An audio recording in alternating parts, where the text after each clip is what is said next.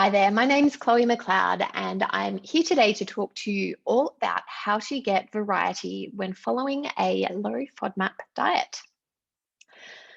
First of all, and we'll go over this pretty quickly because I know that you've been educated on this from some of the other presentations, but what are FODMAPs? FODMAPs, fermentable oligosaccharides, disaccharides, monosaccharides, and polyols are short-chain carbohydrates which don't get completely digested or absorbed, and they can end up bringing water into the digestive tract. They can end up fermenting, and these things can end up causing symptoms of IBS. For people without IBS, this is a really normal, healthy process which doesn't trigger symptoms, but for people with IBS, they tend to have a slightly more sensitive gastrointestinal tract, and this is a big part of the reason why the symptoms of IBS, such as pain, bloating, wind, diarrhea, and constipation, are experienced. When following a low FODMAP diet, it's not about being on a diet which is totally void of FODMAPs. Just some foods are higher in FODMAPs, some are lower. And when following a lower FODMAP diet, this means we're eliminating the higher FODMAP foods from the diet to help with minimizing the GI symptoms. Now, as a starting point, I wanted to look at the three different phases of the low FODMAP diet in relation to getting variety into your diet. So phase one is the elimination phase, and this is when following a strict low FODMAP diet is required, and this shouldn't really be followed for more than 2 to 4 weeks. In some cases, it might go up to 6, but usually 2 to 4 weeks is ample time.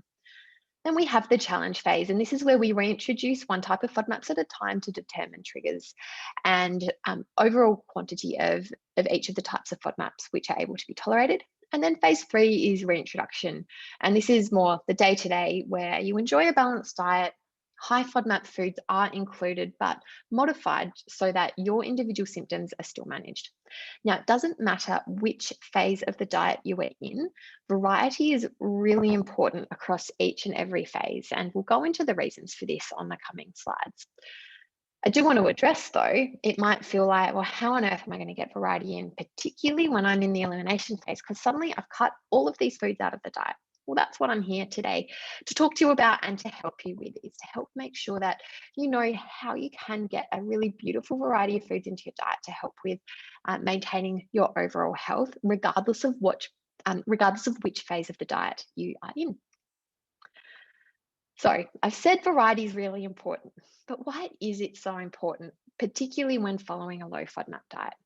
Now, all the different foods that we eat provide different nutrients. They have different fibers, micronutrients, macronutrients, polyphenols, all of those different things which are found in the foods that we eat, which help us to be our healthier selves. We need this full spectrum of nutrients for our bodies and our minds to function in an optimal manner. Now, when we're following a strict low FODMAP diet, our choice of foods are quite limited. So when we're trying to avoid these high FODMAP foods, and we're then limited to the low FODMAP foods. So we know that people who are on a low FODMAP diet, whether they're in that elimination phase or whether maybe they've removed a whole heap of high FODMAP foods from their diet without going through those 3 phases that I mentioned, these people are at increased risk of missing out on a variety of these different macro and micronutrients and not getting the variety that's required in their diet. As you can see from the diagram, we've got a little rectangle around high FODMAP foods. And as you can see, the majority of these foods are actually really healthy for us. So it's not about these foods being unhealthy and they need to be removed from your diet. You know, things like your different vegetables, your fruits, in particularly things like your legumes and some of the different grains, they're so incredibly important to include in our diet. So long-term avoidance is really not recommended. Now, one of the nutrients which is most at risk of being low on a low FODMAP diet is fibre. And a big part of that is because fibre is found in all of these different plant foods. As you can see though, some other nutrients are at risk of being low as well. And this includes calcium, our healthy fats, some of our B vitamins and iron as well. So why is variety so important? Missing out on important nutrients can negatively impact both our short and long-term health by promoting deficiencies, as well as having a really significant impact on our microbiome. lack of variety has been linked to increased risk of a number of different medical conditions. Now, this includes depression and anxiety, which we know are really at an all-time high across the world at the present time. Increased risk of cardiovascular disease, which is the leading cause of death in Australia. Increased risk of diabetes, increased risk of anemia, and increased risk of osteoporosis, along with increased risk of other gut issues as well. For example, constipation just being one in and of itself, which can be a symptom of IBS, but constipation can happen simply on its own as well. And we know that a big part of that is a low fibre diet for a lot of people. So there's all of these different health conditions which are at increased risk if we're not getting variety in our diet. So it might feel a bit like, but then my dietitian's told me that I need to go on this low FODMAP diet, but then it's increasing the risk of all these things. And that's why it's so important to get help when making dietary changes, to make sure that you're not increasing the risk of other things occurring and as a result of different deficiencies. Now, many of you may have heard about this 30 plants per week being the optimal when it comes to health. And probably also gone, how am I going to do that if I need to be on a low FODMAP diet? Because 30 sounds hard anyway. So the American Gut Project is a massive study which wasn't just done in America, it's been done in Australia and the UK as well. And one of the key findings of this study was that there was a huge amount of health benefits associated with eating at least 30 different plant foods per week or more. Now, these people had a more diverse and healthy gut microbiome. They produced more short-chain fatty acids, which are compounds linked with reduced inflammation and a more favourable immune function, as well as better mental health outcomes. Plant foods are also rich in antioxidants, vitamins, and minerals, which we know are necessary for well-being. So these are the reasons why you'll likely hear your health professional talk to you about getting 30 plants per week as being the optimal for health. Now, there are plenty of different FODMAP-friendly plant foods, and we know green, if you're looking at most of your low FODMAP information, FODMAP plant foods are found in green serving sizes, are available when on a low FODMAP diet. So it's you actually probably can get a lot more variety when on a low FODMAP diet than you think. There is a huge array of different fruits and veggies, nuts, seeds, some legumes, variety of whole grains, and then of course extra virgin olive oil as well, which we know are all really helpful when we're aiming to have that optimal overall health of our microbiome. And you can get 30 plants per week in when on a low FODMAP diet, which we'll go over in a couple of slides' time.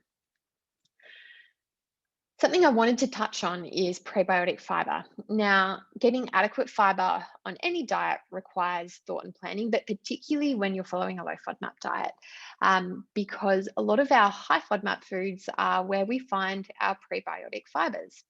So unfortunately, when we go on a low FODMAP diet, a lot of our prebiotic fibre ends up being reduced.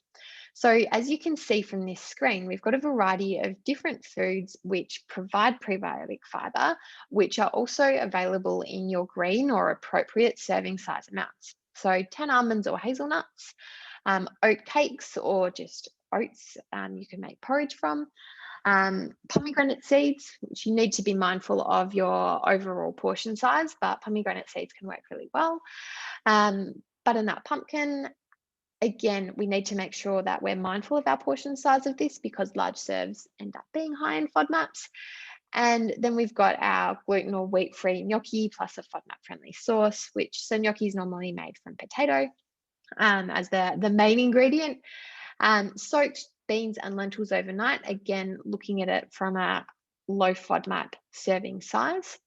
And you can see on the right-hand side of the screen, we've got some other vegetables and fruits, grains and nuts and legumes and seeds, which can all be included as well. So yes, portion size is really key here because with nearly all of these in larger quantities, they end up being high FODMAP, but in the green serving size amounts, it's a really easy way to make sure you're still getting that prebiotic fibre into your diet. Now, why do we want prebiotic fibres? It's because of the short-chain fatty acids. So short-chain fatty acids are compounds which are made by the microbiome via fermentation of fibre. short-chain fatty acids play a key role in communication of our gut with our brain. So this is the gut-brain axis that we talk about. Now, short-chain fatty acids have a really key role in influencing metabolic functions, endocrine functions, and our immune system. So they can turn different genes on and off. They can help with significantly reducing or increasing the risk of a number of different health conditions, depending on if you've got enough of them or not enough of them. And as many high FODMAP foods are high in prebiotics, many foods which are high in FODMAPs play a key role in short-chain fatty acid production. So this is why it's so important to be including these foods in quantities that are tolerable to ensure that you're still eating enough of these fibres so that you're getting this short-chain fatty acid production to help with reducing the risk of inflammation, which then results in all of these other health conditions that we've been speaking about. I say it can result in them anyway. So long term, anyone who needs to go on a low FODMAP diet, they should be reintroducing as many FODMAPs as possible while still managing symptoms. So it's really key that we want to determine the threshold of your individual FODMAP tolerance. I know that this is something which is gone over in one of the other presentations as well. But I think particularly when looking at it through the lens of variety, often this threshold is maybe sometimes forgotten about, and it's really important to ensure that we're getting this variety so that we're also helping to build the overall threshold of tolerance up over time. Now, I'm sure that there's people watching this going, she's got onions on the screen. They are a no-go in my life. I can't eat onion. And, you know, if I had a dollar for every time I'd had someone say this to me, I'd have a lot of dollars.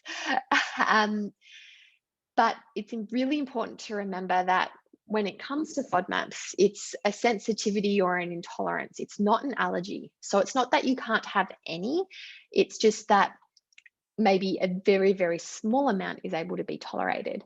And what we also know is that regular introduction or inclusion of the FODMAPs that we're sensitive to, over time, we can actually improve our tolerance of these foods. And onion is one of my favorite examples of this. So slow introduction over time, and I'm not talking over a couple of weeks, I'm talking months, so 6 months, maybe even longer, where you're starting out maybe with even as small as 1/4 teaspoon. Maybe you're putting it in your pasta sauce, and 1/4 teaspoon is going in a meal that's going for 4 people. So a pretty small quantity of onion. And then over time, you're working that portion of onion in these meals up so that you're getting that regular exposure, but it's not enough to trigger your symptoms. So small amounts are able to be tolerated, but it just depends how small. And it might seem like it's 1/4 teaspoon. What's even the point? But well, you've got to start somewhere. And as we know, variety is really important. So getting this really small amount in which, you know, 1/4 teaspoon in a meal for 4, it's not going to trigger symptoms in anyone. There's not a big enough amount of the onion fructans found there to trigger symptoms.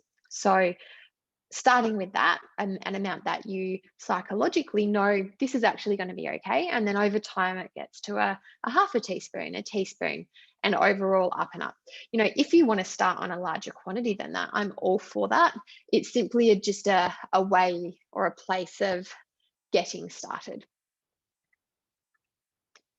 It's important to remember as well, you don't just do this with onion, you can do this with any of your higher FODMAP foods. And when I'm working with individuals, I'll often specifically be encouraging them to do this with both onion and garlic, and then also looking at doing it with their legumes as well, because these are such important foods to be including in your diet from a gut health perspective. And then particularly with the onion and garlic, they can be quite difficult to avoid from a social perspective if you're eating away from home. So knowing that you can tolerate a bit of them can just also make your life a little bit easier as well. Now, as we've mentioned, it may seem really challenging to get variety when all these foods are excluded when following a low FODMAP diet. So we're going to have a look at how we can do this. So starting with looking at the healthy plate model. So this helps us to put this 30 plants per week concept into action. And there is an entire low FODMAP food list found on the FODMAP Challenge website if anyone does want to download that to help out with this. You can see up on the screen here, we've got a selection of low FODMAP plant foods. So these are foods which are a low FODMAP in general or low FODMAP based on a single serving of vegetables or fruit or whatever the food might be, and it's still coming in from a low FODMAP side of things. Now, how many foods are listed here? There are 69 different foods which are found on this screen. So please feel free to count them if you like.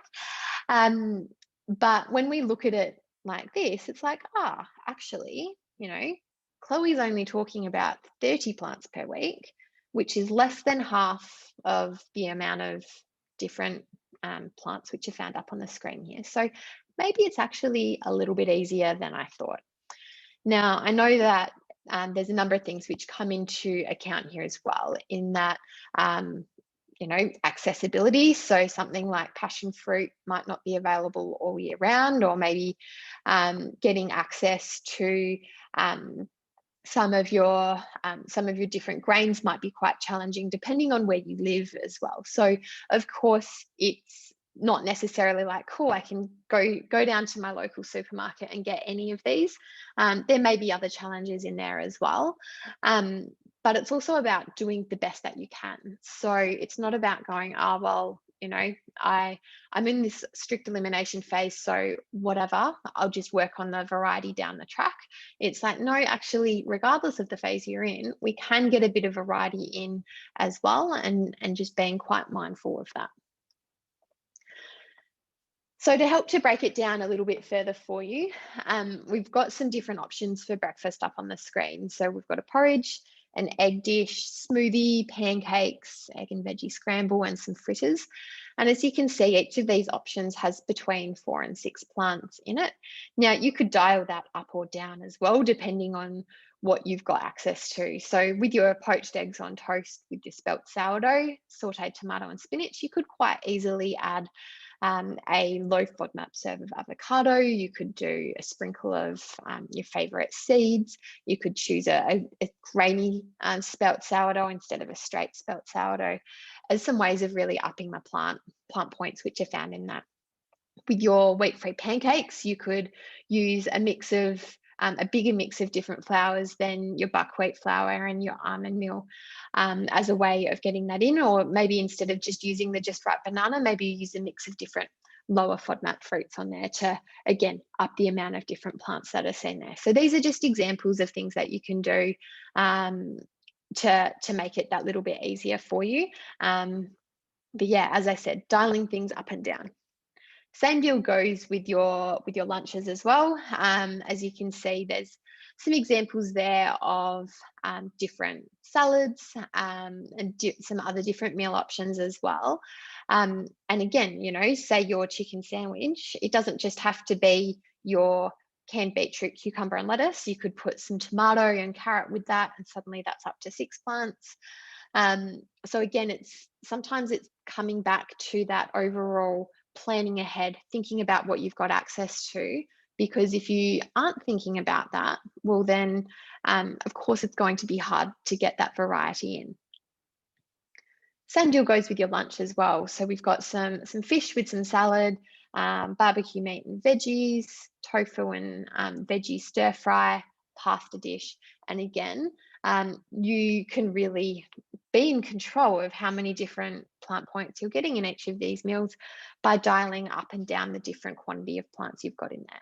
So as an example, with your stir fry, maybe you've got some bok choy, zucchini, carrot, and green beans, all in low FODMAP serves, obviously. But again, you could put some Chinese broccoli in there. You could put some Chinese cabbage in there. There's a number of other different veggies you could put in. You could put some sesame seeds. They'd work really well in stir fries as a way of getting some seeds in there too.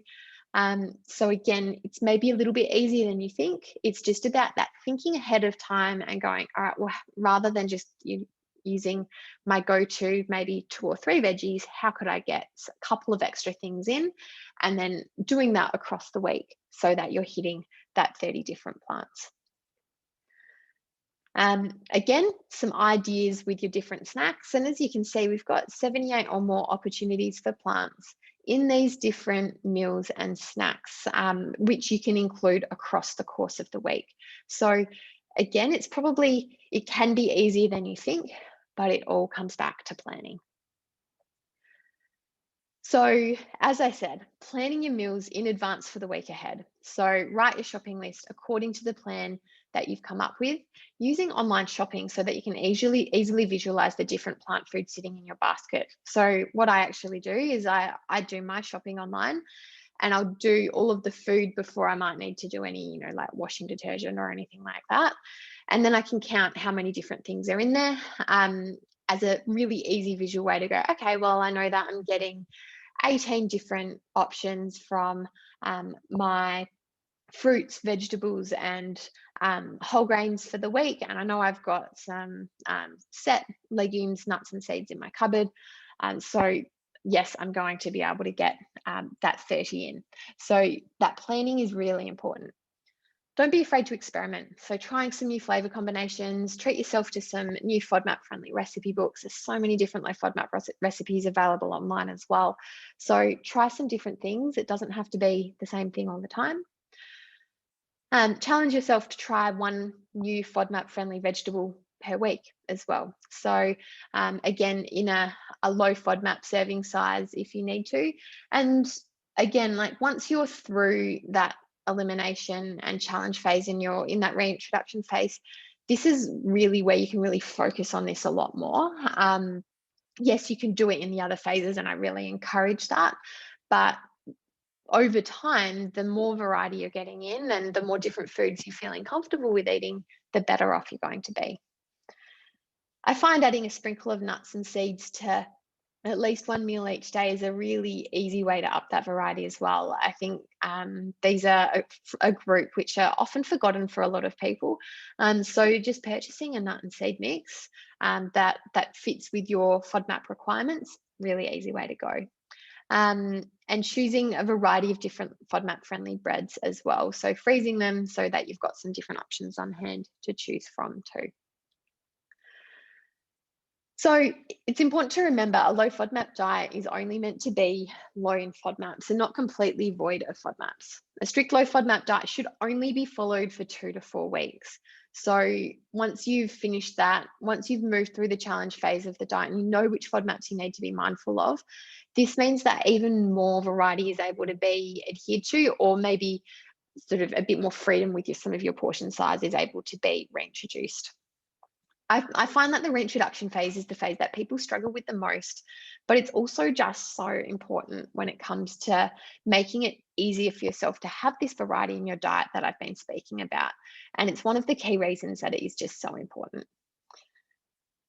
So even FODMAPs that you are sensitive to should still be included, even in the smallest amounts, to help with reducing your sensitivity. And this can be improved over time. And remember, this is a longer term thing. So 6+ months, not in a matter of weeks. And planning. I've said it before and I'll say it again. It really is key.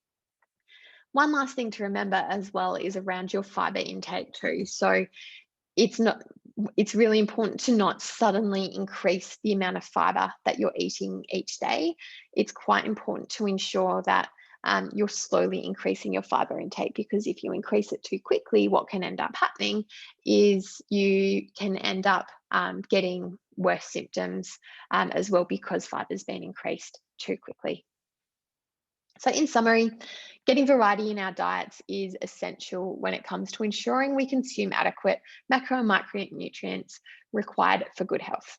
A low FODMAP diet requires additional consideration and preparation to ensure adequate variety is included due to the reduction or elimination of high FODMAP foods and drinks. There are important nutrients to be mindful of, which need to be optimized when on a lower FODMAP diet. In particular, our fibre intake is really important, but as mentioned, important to not increase that too quickly. And then we also need to be mindful of our intake of calcium, iron, healthy fats, and some of our B vitamins too. The best way to boost variety on a low FODMAP diet is to consume that 30 different plant foods per week. So these come from your fruits, veggies, nuts, seeds, whole grains, and legumes groups, along with your extra virgin olive oil. And the key strategies to help with doing this include looking at your healthy plate model, making sure you're not sticking to a strict low FODMAP diet long term, so you're able to have some of these higher FODMAP foods, planning ahead of time, and then challenging yourself to try different foods on a weekly basis. Now, thank you so much for tuning in to this presentation today. I hope that you've learned a lot from it and been able to really see both the importance of getting variety in your diet and how to do it when you have a bit more limitations on your diet than other people may.